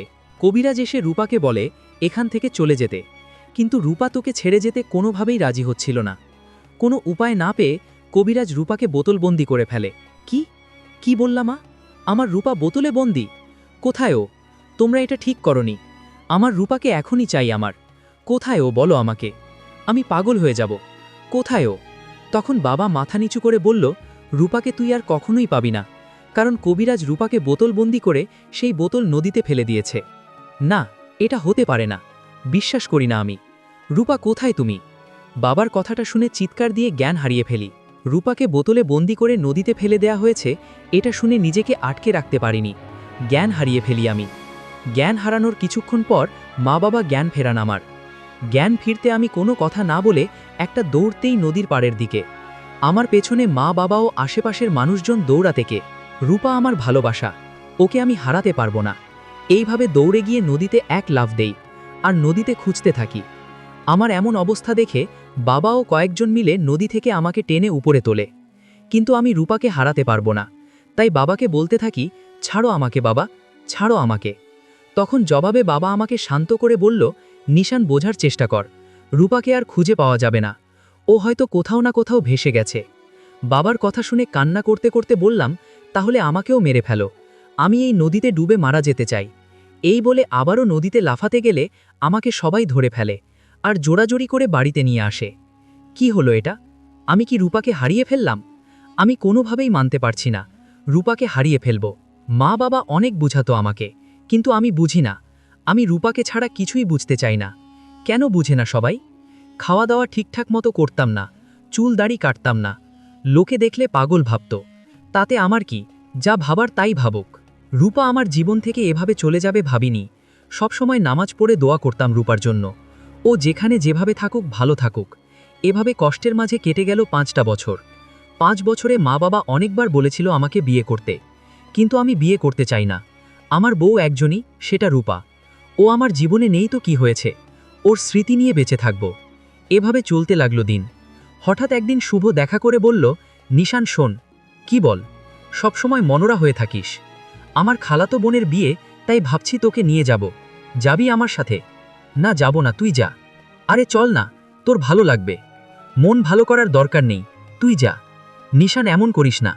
আমি তোকে ছাড়া যাব না মানে যাব না, কিন্তু কোনো কিন্তু না। ওকে, বেশি দিন থাকতে পারবো না, কিন্তু 2-1 দিন থেকে চলে আসবি। বল, ঠিক আছে, রাজি? এখন বাড়িতে গিয়ে জামা কাপড় গুছিয়ে নে, কালকে সকালে রওনা করব। শুভর কথায় বাড়িতে চলে গেলাম। ও কথা মতো পরের দিন ওর খালার বাড়িতে চলে গেলাম। সেখানে গিয়ে দেখলাম বিয়ের আয়োজন চলছে, অনেক আত্মীয় স্বজনরা আসছে। শুভ আমাকে সবার সাথে পরিচয় করিয়ে দিল। শুভর খালার বাড়িটা অন্যরকম। অন্যরকম বলতে এলাকাটা অনেক সুন্দর, চারিদিকে গাছপালা, একটু ভেতরে ঘন ঘন বন বন। ভাবছি বোনের মধ্যে ঘুরতে যাব বিয়েটা শেষ হলে। যাই হোক, সেখানে একদিন থাকার পর শুভ খালাতো বোনের বিয়ের দিন এলো। সবাই অনেক আনন্দ করছে। আমি এক কোণে বসে বসে দেখছি। হঠাৎ একটা মেয়ের দিকে তাকাতে আমার চোখ আটকে যায়। কারণ মেয়েটা কে ছিল জানেন? রূপা। মানে এটা কিভাবে হতে পারে? ওকে দেখে দৌড় দিয়ে শুভর কাছে যায়। গিয়ে শুভকে বলি, শুভ তাড়াতাড়ি চল, এক্ষুনি চল। উফ ভাই, আমি পেয়েছি, আমার রূপার দেখা পেয়েছি। আমার কথা শুনে শুভ কিছু না বলে আমার সাথে চলে আসে। আমি যেখানে রূপাকে দেখেছি সেখানে খুঁজতে থাকি, কিন্তু রূপাকে কোথাও পাই না। আরে কোথায় গেল? একটু আগেই তো ওকে এখানে দেখলাম। আমার এই অবস্থা দেখে শুভ বলল, নিশান, আমার মনে হয় তুই ভুল দেখেছিস। সবসময় রূপালাকে নিয়ে ভাবিস তো, তাই হয়তো। ওর কথার জবাবে আমি বললাম, বিশ্বাস কর আমি নিজ চোখে একটু আগে ওকে এখানে দেখেছি। তুই চল, আমরা বিয়েবাড়িটা ঘুরে দেখি, নিশ্চয়ই ও আশেপাশে কোথাও আছে। এ বলে আমিও শুভ খুঁজতে লাগলাম রূপাকে। পুরো বিয়েবাড়ি তন্ন তন্ন করে খুঁজলাম, কিন্তু কোথাও পেলাম না তাকে। অবশেষে শুভ বলল, নিশান অনেক হয়েছে, এবার থাম, তুই সত্যিই ভুল দেখেছিস হয়তো। প্লিজ শান্ত হ, আয় এবার খেতে হবে, খেয়ে নে। মনটাই খারাপ হয়ে গেল। আমি রূপাকে দেখেছিলাম, সত্যি জানি না কোথায় হারিয়ে গেল। মন খারাপ করে শুভ আর আমি খেতে বসলাম। খাওয়া শেষে বসে আছি। কিছুক্ষণ পর বরযাত্রী চলে আসলো। সবাই অনেক মজা করছে, অনেক মানুষজন চারিদিকে। হঠাৎ করে আমি আবারও রূপাকে দেখি। ওকে দেখে এবার আর শুভকে ডাকতে যাইনি, একটা দৌড় দিয়ে ইকরার কাছে চলে যাই। গিয়ে বলে উঠি, তুমি। আমার কথা শুনে রূপা কোনো কথা বলল না। আমি আবারও বলে উঠলাম, রূপা, তুমি এখানে কথা বলছো না কেন? এবারও বলে উঠল, সরি, আপনি আমাকে কিছু বলছেন? ওর কথা শুনে অবাক হয়ে বললাম, আমাকে চিনতে পারছো না? আমি নিশান, তোমার স্বামী। এবারও বলল, কি বলছেন ভাইয়া, এসব আবুল তাবুল? আমি আপনার বউ মানে রূপা। কি বলছো এসব? আমি ভালো করে দেখো, তোমার স্বামী। আমাকে ভুলে গেছো নাকি? কি হয়েছে তোমার? কেন চিনতেছ না বলো তো আমাকে? উফ। তখনও বলল, ভাইয়া সত্যিই বুঝতেছি না, আপনি কি বলছেন? আর রূপাকে? আমার নাম রূপা ভাইয়া, আমার নাম আয়েশা। কি? তোমার নাম আয়েশা? এটা হতে পারে না, মিথ্যা বলছো তুমি। কি হয়েছে তোমার? ভয় পেয়েছ? কেউ কি ভয় দেখিয়েছে? তখন আয়েশা বলল, না আমি সত্যি রূপা না, আমি আয়েশা। উফ, আমি পাগল হয়ে যাব। 5 বছর পর ওকে খুঁজে পেলাম, আর ও কি বলছে? এই শুনো, তুমি একটু দাঁড়াও প্লিজ, কোথাও যাবে না। 1 মিনিট দাঁড়াও, আমি এক্ষুনি আসছি। এই বলে এক দৌড়ে শুভর কাছে গেলাম। গিয়ে শুভকে বললাম, শুভ চল চল, এক্ষুনি রূপাকে পেয়ে গেছি। এই বলে শুভকে নিয়ে তাড়াতাড়ি চলে গেলাম রূপার কাছে। ওর কাছে যাবার পর শুভও আমার মতো রূপাকে দেখে অবাক। ওকে দেখে শুভ বলে উঠল, আরে রূপা ভাবি, কেমন আছেন? শুভর কথা শুনেও বলল, ভাইয়া আপনিও শুরু করলেন? আমি আপনার ভাবি না, আমার নাম রূপা না। আর কতবার বলবো, আমার নাম আয়েশা। এটা শুনে শুভ বলে উঠল, কি? এটা কিভাবে হতে পারে? একই রকম দেখতে, নাম আলাদা। আপনার কিছু হয়নি তো ভাবি? শুভর কথা শুনে মেয়েটা বলে উঠল, আরে আপনাদের কিভাবে বোঝাই, আমি রূপা না ভাইয়া, আমি ডালিয়ার খালাতো ভাই। শুভ না, আমি আপনাকে চিনি। ডালিয়া আমার বান্ধবী। বিশ্বাস না হলে চলেন ডালিয়ার কাছে যাই, ওকে গিয়ে জিজ্ঞেস করেন, বুঝতে পারবেন আমার নাম রূপা নাকি আয়েশা। ওর কথায় আমি বলে উঠলাম, ঠিক আছে চলো। এই বলে 3 জনে শুভ খালাতো বোন ডালিয়ার কাছে গেলাম। ওর কাছে যেতে ডালিয়া বলল, শুভ ভাইয়া কি হয়েছে, আর আয়েশা তোমাদের সাথে কেন, কোনো প্রবলেম কি? ডালিয়ার মুখে কথাটা শুনে শুভ ইকরার বিষয়ে সব ঘটনা ডালিয়াকে খুলে বললেন। এটা শুনে ডালিয়া বললেন, সবই বুঝলাম, কিন্তু এ রূপা না, এর নাম আয়েশা। আমি ছোটবেলা থেকে ওকে চিনি, আমরা একসাথে পড়াশোনা করি। ডালিয়ার মুখে কথাটা শুনে আয়েশা বলে উঠল, এবার তো বিশ্বাস হলো, আমি রূপা না, আমি আয়েশা। এই বলে আয়েশা সেখান থেকে চলে যাচ্ছিল। কিন্তু আমি এসব বিশ্বাস করি না, এ আমার রূপা, আমি এতদিন পর ওকে পেয়েছি, আবার হারাতে পারবো না। এই ভেবে আয়েশার পেছন পেছন যেতে থাকি। শুভ আমাকে আটকাতে চাইলেও আমি কোনো কথা শুনিনি। আমি দেখতে চাই আয়েশা কোথায় যায়, এই ভেবে ওর পেছন পেছন যাচ্ছি। হঠাৎ আয়েশা দাঁড়িয়ে পেছনে আমার দিকে তাকিয়ে বলে, কি ব্যাপার, আপনি আমার পিছন পেছন আসছেন কেন? আমি বললাম, রূপা, আমি তোমাকে হারাতে পারবো না, তুমি কেন এমন করছো? হে আল্লাহ, আপনি এখনও সেই রূপাকে নিয়ে পড়ে আছেন। প্রমাণ করে দিলাম আমি রূপা না, তবুও কেন পিছন পিছন আসছেন? দেখেন, আপনি কিন্তু বেশি বেশি করে ফেলছেন। যদি আবারও পিছনে নেন তাহলে কিন্তু আমি মানুষ ডাকব। আয়েশার মুখে কথাটা শুনে আমি বললাম, ডাকো ডাকো, কাকে ডাকবা ডাকো, আমি তোমাকে ছেড়ে কোথাও যাব না। তখন আয়েশা বলল, আপনি আসলেই একটা পাগল, আপনার মাথায় সমস্যা আছে। এই বলে আয়েশা চলে যেতে লাগলো। আমি ওর পিছু পিছু যাচ্ছিলাম। তখন শুভ পেছন থেকে আমার হাতটা ধরে ফেলল আর বলল, নিশান, এমন পাগলামি করবি না, যেতে দে ওকে, বুঝার চেষ্টা কর, আশেপাশে মানুষজন দেখলে খারাপ ভাববে। শুভর কথার জবাবে বললাম, যা ভাবার ভাববে, এতে আমার কি? আমার হাতটা ছাড় শুভ, নয়তো আবারও রূপাকে হারিয়ে ফেলব। তখন শুভ বলল, সমস্যা নেই, আমি ডালিয়ার কাছ থেকে ওর বাড়ির ঠিকানা নিয়েছি, যেতে দে ওকে, বিয়েটা হয়ে যাক, তারপর কালকে আমরা ওর বাড়িতে যাব। শুভর কথায় শান্ত হয়ে বললাম, ঠিক বলেছিস তো? ঠিক বলছি। এখন চল, বরযাত্রী হয়তো চলে যাবে, বিয়ে বাড়িতে চল। এই বলে দুজনে বিয়ে বাড়িতে চলে গেলাম। পরের দিন শুভ ও আমি চলে গেলাম আয়েশাদের বাড়িতে। সেখানে যাবার পর আয়েশার বাবা আমাদের বলল, কে বাবা তোমরা? তোমাদেরকে তো চিনতে পারলাম না। ওনার কথার জবাবে শুভ বলল, মানে আঙ্কেল, আমি আপনার মেয়ের বান্ধবী ডালিয়ার খালাতো ভাই। আমার নাম শুভ আর ওর নাম নিশান। এটা শোনার পর আয়েশার বাবা বলে উঠলেন, বুঝলাম, আয়েশা কাল বলেছিল তোমাদের কথা। তখন আমি ওনাকে বললাম, চাচা, আপনার মেয়ে কোথায়? ওকে একটু ডাকো না। রূপা কোথায়? তুমি বাইরে আসো। আমার কথা শুনে উনি বললেন, থামো, কি করছো এটা? ভদ্রলোকের বাড়ি, ভালো করে শুনে রাখো, আমার মেয়ের নাম রূপা না, ওর নাম আয়েশা, বুঝতে পেরেছ? ওনার কথার জবাবে আমি বললাম, না, বুঝিনি, ও হুবহু আমার রূপার মতো দেখতে, ও রূপাই হয়তো, আপনি নাম পাল্টে ফেলেছেন। তখন আয়েশার বাবা বলল, একই রকম দেখতে কি মানুষ থাকতে পারে না? আবারও বলছি, পাগলামো না করে এখান থেকে চলে যাও। তখন আমি বললাম, পাগলামো না, এটাই সত্যি, আমি রূপালাকে ছাড়া কোথাও যাব না, আমি ওকে নিয়ে যাব। তখন উনি বলল, আমার বাড়ি যদি এক্ষুনি বাড়ি থেকে না যাও তাহলে মেরে তাড়িয়ে দেব। তখন শুভ আমাকে বলল, নিশান চল, ঝামেলা না করে চল, আমরা পরে আবার আসব। শুভর কথা শুনে বললাম, না, যাব না, আমি প্রমাণ করে ছাড়ব ও আমার রূপা, ও আয়েশা না। আমার কথা শুনে আয়েশার বাবা বলল, কি প্রমাণ করবে শুনি? তখন আমি বললাম, রূপার কোমরে একটা চিহ্ন আছে, ঈগল পাখির মতো। আপনি ডাকুন আপনার মেয়েকে আর ওকে জিজ্ঞেস করে দেখুন আমার কথা মেলে কিনা। আমার কথা শুনে উনি আয়েশাকে ডাকলেন, ডেকে বললেন, মা, রুমে গিয়ে দেখতো তোর কোমরে ঈগল পাখির মতো কোনো চিহ্ন আছে কিনা। ওনার কথায় আয়েশা রুমে চলে গেলেন। কিছুক্ষণ পর রুম থেকে বেরিয়ে এসে মাথা নিচু করে দাঁড়িয়ে রইলেন। ওর এই অবস্থা দেখে আমি বলে উঠলাম, চাচা, দেখলেন আপনার মেয়ে মাথা নিচু করে দাঁড়িয়ে আছে, এর মানে বুঝলেন? আমি বলেছিলাম না ও আমার রূপা, ও আয়েশা না? এখন তো স্বীকার করুন। তখনই আয়েশা আমাকে উদ্দেশ্য করে বলে উঠলেন, আপনার ধারণা ভুল, আমার কোমরে কোনো চিহ্ন নেই। আয়েশার মুখে কথাটা শুনে ওর বাবা বলে উঠলেন, শুনেছেন তো আমার মেয়ে কি বলল? এখন সোজা বাড়িতে চলে যান, আর এক মুহূর্ত এখানে দেখতে চাই না। ওনার কথা শুনে আমি বললাম, না, এটা হতে পারে না, আপনার মেয়ে মিথ্যা বলছে। রূপালা, তুমি মিথ্যা বলছো, বলো ওনাকে। আমার কথা শুনে আয়েশার বাবা আমাকে ধাক্কা দিয়ে মাটিতে ফেলে দিলেন। আমি মাটিতে পড়ে গেলাম। শুভ তাড়াতাড়ি করে আমাকে মাটি থেকে তুললেন। তখন আমি বললাম, মারেন, যত ইচ্ছে মারেন, যা ইচ্ছে করেন, তবুও আমি রূপাকে ছাড়া যাব না। আমার কথার জবাবে আয়েশার বাবা বললেন, বেশি কিছু ঝামেলা করতে চাই না, যা বলছি শোনো, এখান থেকে চলে যাও, নইলে আমি পুলিশ ডেকে ধরিয়ে দেব। ওনার কথায় আমি কিছু না বলে দাঁড়িয়ে রইলাম। এদিকে শুভ আমাকে, নিশান, তোকে অনুরোধ করছি, চল এখান থেকে, সন্ধ্যা হয়ে আসছে। এই বলে শুভ আমাকে টেনে বাড়ির বাইরে নিয়ে গেলেন। তখন আমি শুভকে বললাম, তুই ফিরে যা, আমি এখানে থাকব। জবাবে শুভ বলল, পাগল হলি নাকি, একটু পর রাত হবে, চল এখনই। শুভর কথা শুনে আমি বললাম, শুভ, তুই তোর খালার বাড়িতে যা, আমি একটু পর আসব, কোনো কথা বলবি না, আর যা বলছি টেনশন করবি না, যত রাতই হোক আমি আসব। আমার কথা শুনে শুভ চলে গেল। আমি রূপাদের বাড়ির বাইরে দাঁড়িয়ে আছি।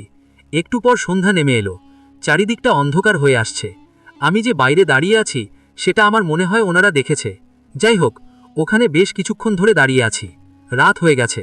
হঠাৎ খেয়াল করলাম রূপাদের বাড়ি থেকে লাইট হাতে কেউ একজন আমার দিকে এগিয়ে আসছে। আর একটু সামনে আসতেই বুঝতে পারলাম এটা অন্য কেউ না, আয়েশার বাবা। আমার কাছে এসে উনি বললেন, চলো আমার সাথে। ওনার কথার জবাবে বললাম, কোথায় যাব? তখন উনি বললেন, আসো, দেখতে পাবে। এই বলে উনি আমাকে নিয়ে ওনার বাড়িতে চলে গেলেন। বাড়িতে যাবার পর আমাকে বললেন, হাত মুখ ধুয়ে নাও, আগে খেয়ে নাও, তারপর কথা বলছি। ওনার মুখে কথাটা শুনে হা হয়ে ওনার দিকে তাকিয়ে রইলাম। ব্যাপার কি? কিছুক্ষণ আগে যে লোকটা রাগারাগি করেছিল, হঠাৎ আবার তার কি হলো? ঠিক তখনই আয়েশার বাবা আবারও বললেন, যাও, ফ্রেশ হয়ে আসো। ওনার কথায় ফ্রেশ হয়ে এসে একসাথে রাতের খাবার খেয়ে নিলাম। রাতের খাবার শেষে উনি আমাকে ও আয়েশাকে বললেন, এখন আমি কিছু অজানা কথা বলবো তোমাদেরকে। কথাগুলো শুনে হয়তো তোমাদের বিশ্বাস করতে কষ্ট হবে, কিন্তু এটাই সত্য, এটাই বাস্তব। ওনার কথার জবাবে আমি বললাম, কি কথা চাচা? আচ্ছা বলেন না, ও আমার রূপা তো? তখন আয়েশার বাবা বললেন, না বাবা, ও সত্যি রূপা না, ওর নাম আয়েশা। আর আয়েশা ইকরার যমজ বোন।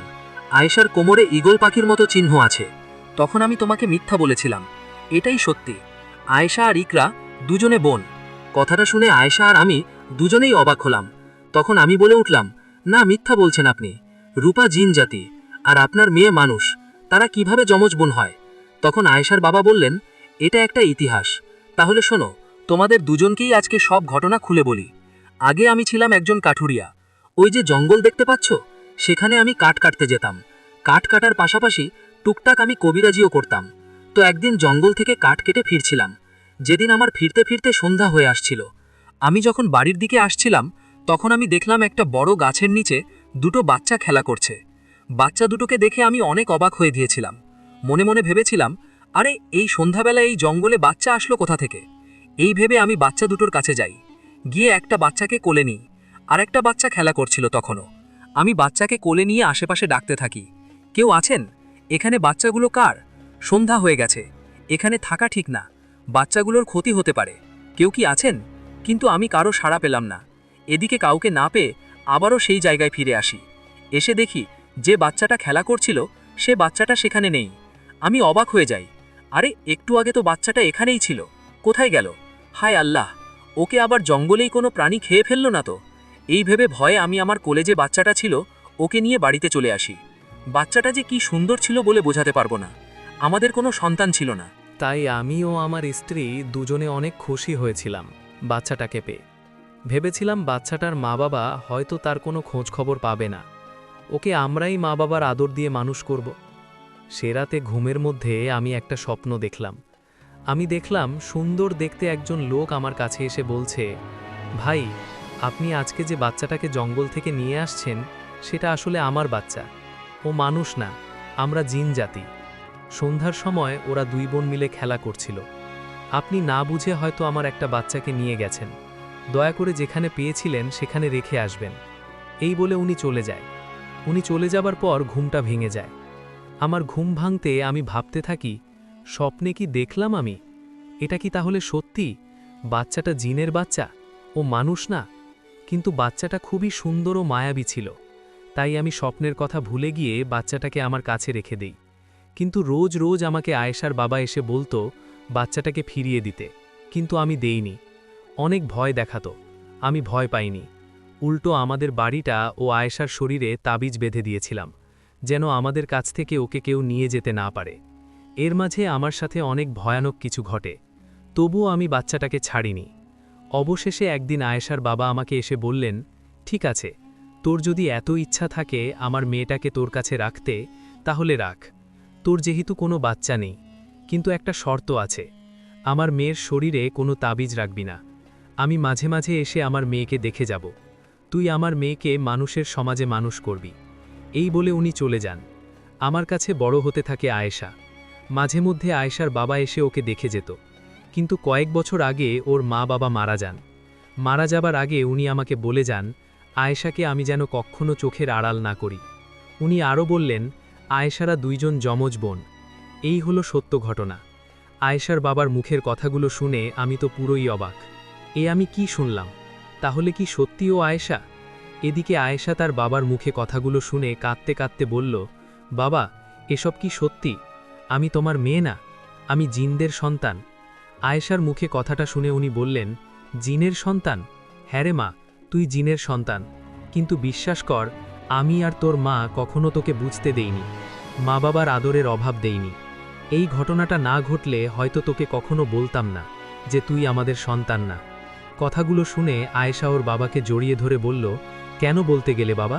তোমরা কখনো আমাকে বুঝতে দাওনি মা বাবার অভাব, কিন্তু এখন সব ঘটনা শোনার পর অনেক খারাপ লাগছে। সবই জানলাম, কিন্তু দেখো, আমার জন্মদাতা মা বাবা বোন ওরা কেউই নেই আমার পাশে। এদিকে আমি মন খারাপ করে বললাম, চাচা, আমাকে মাফ করবেন, অনেক পাগলামি করেছি। কি করব বলেন? রূপাকে অনেক ভালোবাসতাম, ওকে হারিয়ে মাথা ঠিক ছিল না। আয়েশাকে দেখে রূপার কথা মনে হচ্ছিল। এখন আমি বিশ্বাস করলাম ও রূপা না, ও সত্যি আয়েশা। আমার কারণে হয়তো আপনি কষ্ট পেয়েছেন। আয়েশা, তুমি হয়তো আমাকে খারাপ ভাবছ। আমাকে মাফ করে দিও। চাচা, আমাকে মাফ করে দিয়েন। এই বলে ওদের বাড়ি থেকে চলে আসছিলাম। ঠিক তখনই আয়েশার বাবা বললেন, শোনো। ওনার কথার জবাবে আমি বললাম, জি বলেন। তখন উনি বললেন, কাল সকালে তুমি বাড়িতে যাবে, গিয়ে তোমার মা বাবাকে আমার কাছে নিয়ে আসবে।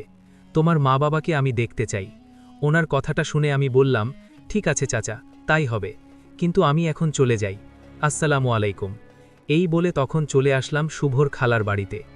এদিকে আমি না ফেরায় শুভ খুবই চিন্তিত ছিল। আমাকে দেখে শুভ বলল, নিশান, তুই আসছিস? তোর কিছু হয়নি তো? না, কি হবে, আমি ভালো আছি। জানিস কি হয়েছে? এই ভেবে শুভকে সব ঘটনা খুলে বললাম। ওকে আরও বললাম, আয়েশার বাবা আমার মা বাবাকে কালকে ডেকেছেন। তখন শুভ বলল, তোর আর ডাকতে হবে না। তোর পাগলামো দেখে আমি তোর মা বাবাকে খবর দিয়েছি। ওনারা কালকে এমনিতেই আসবে। শুভর কথা মতো পরের দিন সকালে মা বাবা সত্যি সত্যি এসে হাজির। মা বাবা এসে আমাকে বলছে, নিশান বাবা, তুই ঠিক আছিস তো?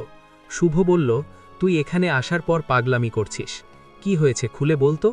তখন মা বাবাকে উদ্দেশ্য করে বললাম, পাগলামি করার মতো কিছু একটা দেখেছি। তোমাদেরকে বলবো না, তোমাদের দেখাবো।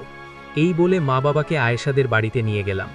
সেখানে গিয়ে মা বাবা আয়েশাকে দেখে বলল, রূপা বৌমা, তুমি এখানে কিভাবে? এই যে, এরাও আমার মতো আয়েশাকে রূপা ভাবছে। আয়েশাকে দেখে মা বলল, বৌমা, তুমি এখানে কেন? কি হচ্ছে এসব? কথা বলছো না কেন? তখন বাবা বলল, বৌমা, আমাদের উপর কি রাগ করে আছো? হয়তো আমাদেরকে অপরাধী ভাবছো, তাই না? মা বাবার মুখে এসব কথা শুনে আয়েশার বাবা বললেন, আপনারা বসুন। আর আপনারা যাকে বৌমা বলছেন, ও আসলে আপনাদের ছেলের বউ না, আর ওর নাম রূপা না, আয়েশা। এই বলে আয়েশার বাবা আমার মা বাবাকে পুরো ঘটনাটা খুলে বললেন। পুরো ঘটনা শুনে মা বাবা তো পুরোই অবাক। কি আর করার, এটাই বাস্তব। যাই হোক, তখন বাবা আয়েশার বাবাকে বললেন, নিশাদের কারণে আপনারা কষ্ট পেয়ে থাকলে মাফ করবেন, আমরা চলে যাচ্ছি। তখন আয়েশার বাবা বললেন, আরে কোথায় যাচ্ছেন? বসুন, আপনাদের এখানে ডেকেছি একটা কথা বলার জন্য। এই বলে আয়েশার বাবা বললেন, মানুষ টাকা পয়সা, ধন সম্পদ এসব পেলেই সুখী হয় না। সুখী হতে হলে এসবের পাশাপাশি ভালোবাসা লাগে, মায়া লাগে, মমতা লাগে। সত্যিকারের ভালোবাসা কাকে বলে সেটা আমি নিশানের মাঝে দেখেছি। নিশান ও আপনাদের কথা ভেবে আমি একটা ডিসিশন নিয়েছি, আর সেটা হলো আমি নিশান ও আয়েশার বিয়ে দিতে চাই। নিশান হয়তো রূপা হারিয়ে ফেলেছে, কিন্তু রূপার যমজ বোন আয়েশা তো আছে। বাকিটা জীবন ও আয়েশার সাথেই কাটাক, আমি এটাই চাই। আয়েশার বাবার মুখে কথাটা শুনে সবাই অবাক হয়ে ওনার দিকে তাকিয়ে রইল। আমি তো কিছুই বলতে পারছি না। তখন আমার মা বাবা আয়েশার বাবাকে উদ্দেশ্য করে বললেন, এটা তো খুবই ভালো প্রস্তাব, আমরা আলহামদুলিল্লাহ রাজি। এদিকে কথাটা শুনে আমি কি বলবো বুঝতে পারছি না। ওদিকে আয়েশাও চুপ। তখন আয়েশার বাবা বলল, আপনারা যেহেতু রাজি, তাহলে আজকালের মধ্যে বিয়েটা সেরে ফেলি, কি বলেন আপনারা? তখন জবাবে বাবা বলল, ঠিক আছে, তাই হোক। কি আর করার, আমার আর কিছুই বলার ছিল না, কারণ আমি আয়েশার মাঝে রূপাকে খুঁজে পেয়েছিলাম। হয়তো ও রূপা না, কিন্তু দুজনে দেখতে তো একই, তাই না? এইভাবে ওদের কথায় রাজি হলাম। আমাদের বিয়েটা হলো। বাসর রাতে আমি আয়েশাকে বললাম, আয়েশা, সরি কেন বলছেন? বিয়েতে তোমার মতামত আছে কি না সেটা না জেনেই বিয়েটা করেছি। রাজি না থাকলে কি বিয়েটা করতাম? আর বাবা যেহেতু আপনার সাথে বিয়ে দিতে চেয়েছে, এতে কি আমার মত না থাকতে পারে? আমি বাবার কথায় অবাধ্য হইনি কখনো, আর হবও না। ভয় শুধু এক জায়গায়। কি সেটা? নিলয়। নিলয় নামে একটা ছেলে আমাকে পছন্দ করে। ও সব সময় বলতো আমাকে বিয়ে করবে, কিন্তু আমার বিয়ে তো আপনার সাথে হলো। এখন ভয় হয় ও যদি আপনার কোনো ক্ষতি করে। আয়েশার মুখে কথাটা শুনে বললাম, ওহো, এই কথা, এটা নিয়ে চিন্তা করো না। যাই হোক, এভাবে কেটে গেল 2টা বছর। 2 বছর পর আমাদের কোল আলো করে একটা সন্তান এলো। ওর নাম রাখলাম মোজাম্মেল মুস্তফা। দেখতে মাশাল্লাহ অনেক সুন্দর ছিল। দেখতে দেখতে যখন মোজাম্মেলের বয়স 6 মাস, তখন আমাদের সাথে শুরু হয় এক অস্বাভাবিক ঘটনা। ঘটনাটা শুরু হয় আমার সাথে। আমি স্বপ্নে দেখতে থাকি একটা অবয়বটা এরকম যে তার শরীরটা প্রাণীর মতো, কিন্তু মাথাটা মানুষের। সবচেয়ে ভয়ের বিষয় হলো এই অবয়বটা কথা বলে। অবয়বটা আমাকে উদ্দেশ্য করে বলে, তোর আদরের ধন, তোর কলিজাকে আমি নিয়ে যাব, শুধু তোর সন্তান না, তোর সন্তানের সাথে তোকেও নিয়ে যাব। এরকম স্বপ্নের কোনো মানে আমার জানা ছিল না। আজ এত বছর পর কি শুরু হলো আমার সাথে? আজ আমাকে আবারও মনে করিয়ে দিল রূপার কথা। রূপা আমার জীবনে এরকম অস্বাভাবিক কাজের মধ্যে এসেছিল। এভাবে ভয়ের মাঝে কেটে গেল আরও কয়েকটা দিন। এক রাতে আমি স্বপ্নে দেখলাম সেই ভয়ঙ্কর রকম দেখতে অবয়বটা আমার উদ্দেশ্য করে বলছে, কিরে, ঘুমাচ্ছিস? ঘুমা। ভালো করে ঘুমা। ঘুম থেকে উঠে তোর ছেলেকে আর খুঁজে পাবি না। আমি তোর ছেলেটাকে নিয়ে যাব। এই স্বপ্নটা দেখার পর আমি চিৎকার দিয়ে উঠে আমার ঘুম ভেঙে যায়। ঘুম ভাঙতে আমি দেখি আমার পায়ের কাছে একটা কালো ছায়া বসে আছে। আমি এক লাফে উঠেই রুমের লাইটটা জ্বালাতেই সেই কালো ছায়াটা দৌড়ে জানালা দিয়ে বের হয়ে গেল। এদিকে আমার চিৎকার শুনে আয়েশা জেগে উঠে আমাকে জিজ্ঞেস করল, কি হয়েছে, চিৎকার দিলেন কেন? ওর কথা শুনে ওকে ঘটনাটা খুলে বললাম। ওকে বললাম, আয়েশা, কিছুদিন ধরে আমার সাথে ভয়ঙ্কর কিছু ঘটছে। একটা ভয়ঙ্কর দেখতে অবয়ব আমাকে বলে আমাদের সন্তানকে নিয়ে যাবে, তার সাথে আমারও ক্ষতি করবে। আমার মুখে কথাটা শুনে আয়েশা বলল, আমি বিষয়টা ভালো করে দেখছি না, তুমি কালকেই কোনো ভালো হুজুরের কাছে যাও। আয়েশার কথা শুনে বললাম, এটাই ভালো হবে। এই বলে শুয়ে পড়ি। পরের দিন বিকেলবেলা আমি একজন হুজুরের কাছে যাই। সেখানে যাবার পর হুজুর আমাকে বলেন, আপনি একটু অপেক্ষা করুন, আমার হাতে কাজ আছে, কাজটা সেরে নেই। হুজুরের কথায় অপেক্ষা করতে লাগলাম। কিছুক্ষণ পর হুজুর ফ্রি হয়ে আমাকে জিজ্ঞেস করলেন, আমার সমস্যা কি, কোন সমস্যার জন্য তার কাছে এসেছি? হুজুরের কথায় আমার জবাবে আমি ওনাকে পুরো ঘটনাটা খুলে বললাম। আমার কথা শুনে হুজুর বললেন, বুঝলাম, এই ঘটনার সমাধান করতে হলে আপনাদের বাসায় যেতে হবে। আমাকে শুধু এইটুকু জেনে রাখুন, এটা নিশ্চয়ই কেউ কালো জাদু করেছে আপনাদের ওপর। হুজুরের মুখে কথাটা শুনে আমি চিন্তিত হয়ে পড়ি। কে করল আমাদের ওপর কালো জাদু? যাই হোক, হুজুরের কথায় চলে আসছিলাম। তখন হুজুর বলল, একটু দাঁড়ান, এই পানিটা আপনার সাথে রাখুন, রাস্তায় কোনো সমস্যা হলে এই পানিটা কাজে লাগবে। এখন সন্ধ্যা হয়ে গেছে, বেশি রাত হবার আগে তাড়াতাড়ি বাড়িতে চলে যান। এই বলে বোতলে পানি পড়ে আমাকে দিলেন। আমি পানিটা সাথে করে নিয়ে রওনা করি বাড়ির দিকে। আমি বুঝতে পেরেছি আমার সাথে খারাপ কিছু ঘটবে, তাই কোথাও দেরি না করে তাড়াতাড়ি করে বাড়ির দিকে রওনা করলাম। আমি যখন বাড়ির কাছাকাছি চলে আসলাম তখন দেখলাম আমার সামনে সেই অবয়বটি দাঁড়িয়ে আছে। আমাকে দেখে সেই ভয়ঙ্কর অবয়বটা বলে উঠল, কিরে, হুজুরের কাছে গিয়েছিলি? আরে হুজুর কিছু করতে পারবে না, তোর কবর তো রেডি, চল, তোকে যেতে হবে, চল। অবয়বটা মুখে কথাটা শুনে আমি রেগে বলে উঠলাম, শয়তান, তুই কি চাস বল, কে পাঠিয়েছে তোকে? তখন সেই অবয়বটা আমাকে কিছু না বলে আমার দিকে এগিয়ে আসতে শুরু করল। ঠিক তখনই আমি হুজুরের দেয়া পড়া পানিটা সেই অবয়বটার দিকে ছিটাতে লাগলাম। ঠিক তখনই সেই অবয়বটা আমাকে বলল, বন্ধ কর, বন্ধ কর বলছি। কিন্তু আমি পানি ছিটানো বন্ধ করিনি। তখন সে ভয়ঙ্কর অবয়বটার আগে গজগজ করতে করতে আমার দিকে ধেয়ে আসতে লাগলো। আমি ভয়ে একটা চিৎকার দিয়ে মাটিতে পড়ে গেলাম। মাটিতে পড়ে আমি দেখলাম অবয়বটা আমার কাছে আসার আগে কেউ একজন তাকে ধরে ফেলল। শুরু হলো তাদের মধ্যে লড়াই। আমি শুধু দেখছি তাদের লড়াই, কিন্তু কে আমাকে বাঁচাতে আসলো? হয়তো কোনো ভালো জিন হবে। তাদের লড়াইয়ের এক সময় সেই ভালো জিনটা সেই খারাপ ভয়ঙ্কর অবয়বটার মাথা ছিঁড়ে ফেলে। অবয়বটা মারা যায়। অবয়বটা মারা যাবার পর সেই ভালো জিনটা আমার দিকে এগিয়ে আসে।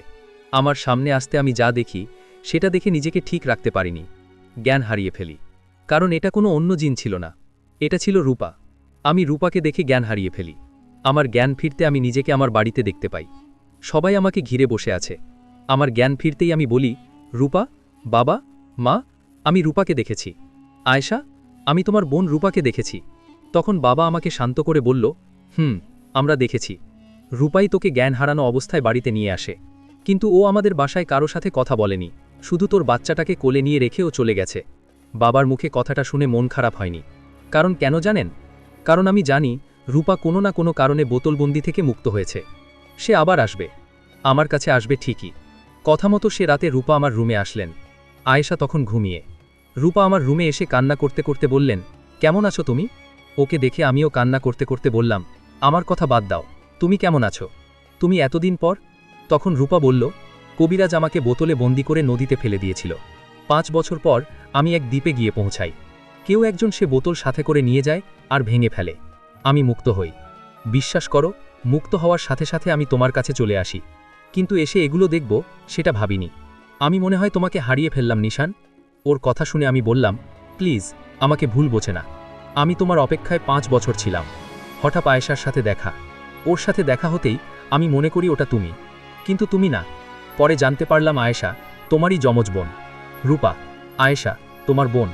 তখন রূপা আমাকে অবাক করে দিয়ে বলল, আমি জানি বাবা আমাকে বলেছিল তোমার সঙ্গে একসাথে বাঁচতে চেয়েছিলাম নিশান, কিন্তু ভাগ্য আমাদের একসাথে থাকতে দিল না। আমার বোনটাকে সুখে রেখো। তোমাদের ছেলেটা মাশাল্লাহ অনেক সুন্দর। আর হ্যাঁ, তোমাকে যে খারাপ অবয়বটা আক্রমণ করেছিল তাতে আসলে কালো জাদু করে পাঠানো হয়েছিল। আয়েশাকে নিলয় নামে একটা ছেলে ভালোবাসত। তুমি ওকে বিয়ে করায় সে ছেলেটা তোমাদের প্রতিশোধ নিতে কালো জাদু করেছে। যাই হোক, এখন আর ভয় নেই, আমি ওকে মেরে ফেলেছি। ভালো থেকো নিশান, আমি মাঝে মাঝে আসব তোমাদের কাছে। এই বলে চলে গেল। আমি কিছুই বলতে পারলাম না, কারণ এটাই পরিস্থিতি, এটাই ভাগ্য।